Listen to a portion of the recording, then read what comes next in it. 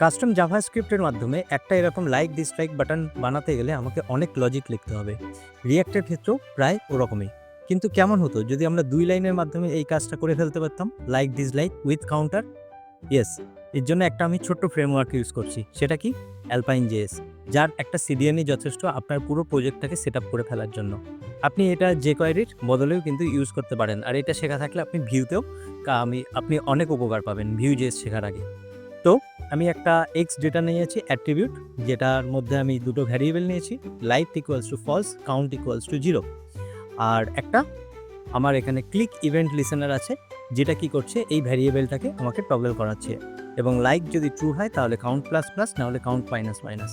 এখন এই লাইক যে ভ্যারিয়েবলটা আমি নিয়েছিলাম, সেই লাইক ভ্যারিয়েবলটাকে আমি এখানে টার্নারি মেথডের মাধ্যমে এটার টেক্সট কখনো আমি লাইক লিখছি, কখনো লাইক করছি। ওকে? আর আর যে কাউন্ট যেটা আছে সেটা আরেকটা স্প্যান ট্যাগের মধ্যে আমি টেক্সটের মাধ্যমে এটাকে প্রিন্ট করাচ্ছি।